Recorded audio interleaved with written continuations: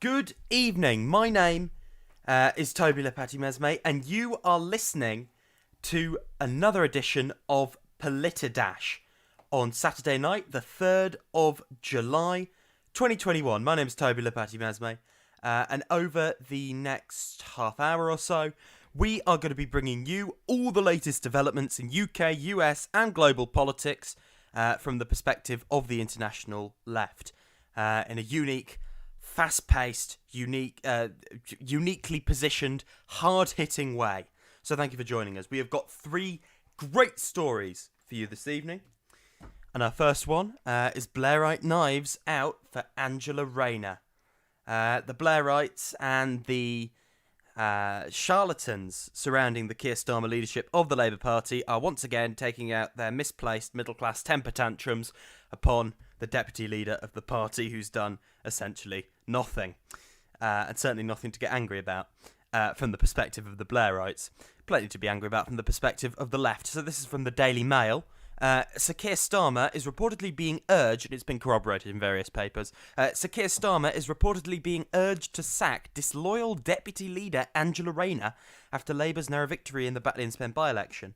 Expanding on that, it says senior Labour ministers are urging Sir Keir to sack his deputy and slammed her apparent efforts to promote herself as the next Labour leader as a total embarrassment. That's according to The Times. Another shadow cabinet minister told the publication, "I think he should sack her and let her be deputy from the backbenchers." Allies of Rayner were said to have been canvassing Labour MPs and trade unions before the by-election to see if they would support a bid to oust Sir Keir. But Miss Rayner claimed she was unaware of their plotting and previously dismissed the claims as news to me, while her spokesman insisted she was focusing entirely on her jobs. And in other news, another paper says, it was The Mirror, says Labour grandees are being urged to step in to help repair Keir Starmer's relations with Angela Rayner after she was forced to deny claims she was planning a leadership challenge. Senior figures want party big beasts such as Angela Smith, Labour's leader in the Lords, or former Justice Secretary Charles Faulkner to smooth over tensions. Not entirely sure what what Justice Secretary Charles Faulkner will do, but fine. And it also says here, one ally of Miss Rayner said, "I'd say deep mistrust is justified given he knifed her in the front," which is of course absolutely true. So, what to make of this? What do we make of this? Well, one can presume Angela Rayner was preparing for a leadership challenge. I think that's probably a safe assumption. If someone else had stuck the knife in, if things had all gone south for Sir Keir Starmer, she would have put herself forward. Whether that would have been successful or not, who knows? Certainly the preliminary polling of Labour members didn't put her first. However, entirely plausible. Lots of things could happen in a leadership campaign. She's very compelling. She's very authentic. So you could see it happening. And she did, after Hartlepool, after that disaster, have them over a barrel, right? She had the sympathy of the PLP and she had the Starmer leadership over a barrel. That's not the case anymore. We have seen consistently heaps of snobbery and basically classist attitudes from these sort of briefcase wankers in the Starmer leadership, sort of middle class careerist Labour bureaucrats looking down on a northern working class woman who worked in social care, and who's made a name for herself on the political scene. The sort of the snobbery and the insults and the talk. Oh, she's wearing leopard print trousers and all this nonsense from the Starmer people, basically saying Angela Rayner is the reason we lost 2021 locals because she wore trousers we didn't like, or she's too gobby, and all these sort of basically anti-working class dog whistles, if you like. Just bigotry, right? Prejudice, classism. There's been plenty of that from the briefcase wankers around Keir Starmer, who claim to be representative of the true tribunes of the working class, which is ridiculous, of course. But there have also been so many own goals from Angela Rayner, so many own goals. Planning a leadership challenge, probably not one of them. But sort of alienating the left to the extent most of the left won't touch her with a barge pole, when they could be a pretty handy support base for her if she wanted to present herself as some sort of soft left alternative to Keir Starmer, considering Angela Rayner is genuinely politically of the soft left. Keir Starmer presented himself as such. It was somewhat ambiguous. We now know clearly he wasn't of the soft left.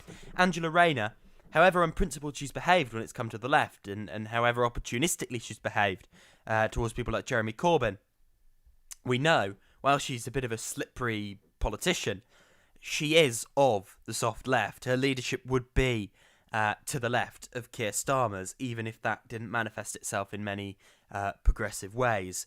What's next for Angela Rayner then? Well, she shouldn't get support from the left for a leadership challenge. However, elements of the Socialist Campaign Group, who are pretty toothless anyway, would be inclined to support her, apparently. She dooms herself if she puts the knife into Sir Keir, so she has to lay low, right? He who basically does the dive bomb and brings down the leadership will not win the subsequent election. That's never the way of things. So whatever happens, and whether Keir Starmer is toppleable if a leadership challenge was triggered down the line later this year, if things continue downhill and Batley and Spen was a high point, just holding Batley and Spen as well. If that's the case, you know, for sure she'll be there for the contest. But if she puts the knife in, she has no chance of ever becoming Labour leader. That's just the way these things work. She's weakened now. She's as strong as Keir Starmer. She was much stronger before. I'd say she's now as strong as Keir Starmer politically. She's weakened in her position. She hasn't got them over a barrel anymore after Batley and Spen. However, she is not. If they were to try and sack her and let her be quote-unquote deputy leader from the backbenchers. By the way, Jeremy Corbyn never attempted such a thing with Tom Watson until at the end when, you know, frankly, he needed to be removed because he was genuinely running an anti-leadership operation. Angela Rayner hasn't been doing that. What we've got to think about, right, is pretty much if they were to do that, if they were to try and get rid of her, she would have them over a barrel again, and they would have completely alienated any ties with the PLP, and they'd be in big trouble. It just looks like a bad look bullying a northern working class woman who's deputy leader, right? Why would you do it? She can't be trusted. She would be a better leader than Keir Starmer in the sense, as I say, she is of the soft left, and an unprincipled soft left leader is better than an unprincipled Blairite leader. However, nothing to write home about in that sense. That leadership wouldn't be anything to write home about. She's a very extraordinary politician, great life story, very talented political communicator. And she is right now the only one really leading the charge of opposition, right? She's been the one who's been out day after day after day, not talking about internal affairs in the Labour Party, but actually attacking the Tories in very succinct, clear ways. Not sort of Keir Starmer's bizarre droning on about morals and justice and this is good, this is bad. You know, she's not doing Democrat light. She's basically talking the language in many senses of class politics, talking the language of social justice. And well, she's not walking the walk. She wouldn't commit to a proper pay rise for NHS staff. She is doing the talk. Keir Starmer is, my friends, is very much doing neither. Just a few more clips rounding up from Batley and Spen. This is Kim Leadbeater on why she thinks she held that seat with, albeit a narrow majority of 323. I've spent the last few years working for the Joe Cox Foundation, bringing people together across the community of Batley and Spen. And one of the reasons I put myself forward to be RMP was to build on that work. And I think sadly we've seen some nastiness during this by-election campaign, and there are some divisions that need to be healed. But I think if anyone can achieve that, then I can. I've conducted a very positive campaign. I focused very much on the good people of Batley and Spen. We've had a huge amount of people up here helping me to campaign. You know, I'm incredibly grateful to them, and I'm incredibly grateful to the people of Batley and Spen for putting their trust and faith in me. I mean, she is, you know, an excellent candidate, and she will be a great MP by all accounts.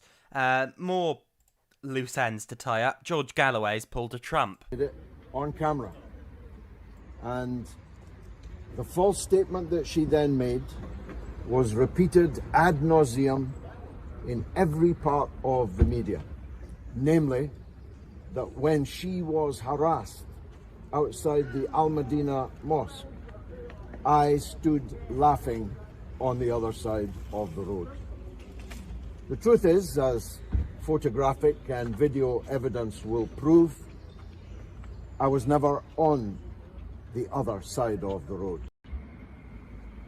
We have been multiply defamed to the point that I'm no longer prepared to talk with the mainstream media, which is why I'm talking to you now by this live stream. The whole election campaign was dominated by lazy and false tropes about our campaign, about the thousands of people that voted for us, about their motives for doing so, in a way which defamed them as much as it defamed me. So on multiple grounds, we will apply to the courts for this election result to be set aside. Ridiculous stuff, right? Of course some of this is true. There were lies told about George Galloway. There were, certain bits of the establishment media did basically make stuff up, insinuate things that weren't true. However, he did fight a pretty dirty campaign by any account, although there were plenty of good people on the campaign who were well-intentioned, as plenty of sort of grassroots reporting on the ground has shown. However, he's a pretty odious individual. What he's doing here is unprincipled. He knows it's not true. He's basically bullshitting the electorate, would be the way to put it, if you'll pardon my French. Now, over to the United States. Trump v. DeSantis for the Republican nomination in 2024. That's what we are hearing. This is from USA Today. Donald Trump's campaign-style rally in Florida on Saturday comes at a fraught time for the former president. While the organisation bearing his name in New York was indicted this week, he's also facing a potential rivalry with Florida governor and protege Ron DeSantis. So he's going back to Florida, won twice there. Republicans already talking about the 2024 presidential race. And in Florida, expressing support for Ron DeSantis, the governor of Florida, for the GOP nomination over the ex-president. DeSantis scored well in early straw polls conducted at high-profile meetings, the Conservative Political Action Conference, and the Western Conservative Summit. Trump's doing a rally today at Sarasota. DeSantis is dealing with recovery from the collapse of a 12-story condominium building in Surfside near Miami. 18 people killed, hundreds still missing. His spokesperson said, the governor's duty is to be in Surfside, making sure the families and community have what they need in the aftermath of this tragedy. They deny telling Trump to postpone the rally. And executive director of the Florida Republican Party said the governor has a great relationship with the president. He's always had a great relationship with the president. That's not going to change. Trump told Fox Business Network last month, I was at the beginning of Ron. And there was a little sort of really bizarre write-up in the New York Times, really talking this guy up. I'll read directly from this here. In recent months, and we're talking about Ron DeSantis now, he has signed legislation curtailing voting access, cracking down on protesters and punishing social media firms for deplatforming political candidates. On Wednesday, a federal judge put the deplatforming law on hold over First Amendment concerns, though DeSantis will still get points for trying. He pushed to ban the teaching of critical race theory in public schools. He issued an executive order and later signed legislation barring businesses and government agencies from requiring vaccine passports. And people are talking about DeSantis, according to the New York Times, as a less problematic version of the 45th president, Trump without the golden toilet, as one individual put it. And his leadership style has been characterized as competent Trumpism. The political media is pitching him as Mr. Trump's big rival for 2024 and the new king of the GOP. So we always said competent Trump was going to be disastrous, horrendous for American democracy. Well, it looks like we may have found competent Trump, and it's going to make for a really interesting fight inside the Republican Party. We obviously don't know how Trumpist politics will play without Trump. However, via the Democrats, you say he's not going to repulse swing voters, wealthy swing voters, in the same way as Trump. He won't be as vulgar and will look more of a statesman than Trump. Anyone would. That's why Biden did. And, he can still hoover up the Trumpist support base. That is the worst nightmare for Republicans. For Democrats. That is the worst nightmare. Trump's rallies are going to pull out the vote, get them to the polling booths in the midterms. The Republican vote's going to be massively up. Democrats are in trouble because with the sort of bipartisanship and lukewarm strategy from Biden, which it looked for a little bit like he wasn't going to follow, but we all suspected he would, that is really going to depress Democratic young ethnic minority voters. They're going to say, why should we turn out? You've again under-delivered for us, just like with Obama. Therefore, a red wave in 2022, unless the Democrats really step up their act. We can hear Trump here talking about the quote-unquote Biden border crisis. Yeah, that's right. He's still doing all this. Went from the best border we've ever had in the history of our country, not 20 years. You know, they like to say over a 22-year period. No, it's the best ever by far. It took 2.5 years to start the wall because we were sued by everybody, and then and largely by the Democrats in Congress, by the way. And now, by the way, they're doing a disinformation campaign. They're saying that the unsafe border is your fault. You believe this? Because they're getting killed with the border. So now they're saying, oh, we got a problem. So let's blame the sheriffs. Right, that's him. He's still going, not president, but still going. And then here's Ron DeSantis dealing with the fallout of the building collapse and Hurricane Elsa. This just gives you a little taste of Ron DeSantis in action yesterday. Of course, as many of you know, Tropical Storm Elsa has now become Hurricane Elsa. And we are working. I've ordered our Department of Emergency Management to start preparing a potential state of emergency. So I'm going to be working on that today. If we do the executive order, that will assist our emergency response team in preparations for Hurricane Elsa. So that's Ron DeSantis. Could he be president in 2024? Depends. If it's against Kamala Harris, it's plausible. If it's against Joe Biden, less likely, I think. Although, again, still plausible. I think if it's a new Democratic nominee, the economy's slumped a little bit, and Democrats still haven't delivered anything meaningful beyond what they've done so far. If what they've done so far is the high point, then, yeah, he could be president. If not, he could flop. He may absolutely flop. May be terrible on the campaign trail. We'll see. Final story of today. A bit of light relief, really. Michael Gove, the Gove Vine breakup. That's what's happening. In a joint statement released on Friday, Sarah Vine and Michael Gove said they would remain close friends and would continue supporting their 2 children, but wanted privacy and would not be commenting further. One of the really strange things about this is very recently, in the wake of the Matt Hancock affair, Sarah Vine said the following: Westminster is a place of myriad distractions for the politician seeking refuge from his or her home life. It was possible to understand how you can go from being happily married to the kind of person who gets caught so unfortunately on CCTV. The problem with the wife who has known you since way before you were king of the world is that she sees through your facade. And that there are some politicians who could walk away from power and others who will compromise everything for the sake of it. Also adding, wives of senior politicians are more or less the same people they were when they got married, but their husbands aren't, because, quote, climbing that far up Westminster's greasy pole changes a person. And when someone changes, they require something new from a partner, namely someone who is as much a courtesan as a companion, one who understands their brilliance and, crucially, is personally invested in it. Not someone who thinks it's all a monumental nuisance and wishes they would get a proper job that doesn't involve people poking cameras in your face and commenting on your poor choice of footwear. So there you go.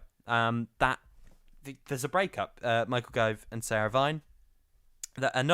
Just to close this off, I don't particularly have any comment on a breakup. You know, the strange thing about this, above all else, is the fact Diane Abbott seems to have predicted it.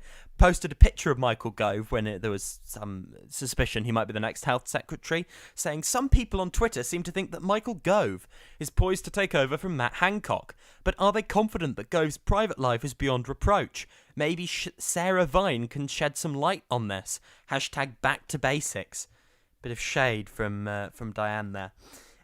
It's always weird that we care about this sort of thing. It is like this is in headlines, and I know I'm feeding into that by talking about it, but I have just squeezed it on at the end of the show. Don't want to make a big deal out of this in any way. I also, just a quick thing, there's been some weird moralising from the right. Stop talking down the idea that divorce is a good thing. Of course, the fact people can have an amicable divorce is a good thing. Of course, staying together in an unhappy relationship is bad for the children involved. But some people seem to be going on the track in 2021 that divorce is some sort of moral hazard, and we should be really sad that a divorce is happening. Realistically, if they can actually part on amicable terms and look after their children and still raise them and still see each other, that's sort of a better arrangement than an unhappy, fraught marriage that takes attention away from the children involved, surely. But apparently not. Maybe that's just my crazy wokeness kicking in. That's it from me for today. This has been Politidash. My name has been Toby Lapati-Mesbe. It's been the edition for Saturday, the 3rd of July, 2021. I'll be back, same time, same place, tomorrow for more. I'll see you soon.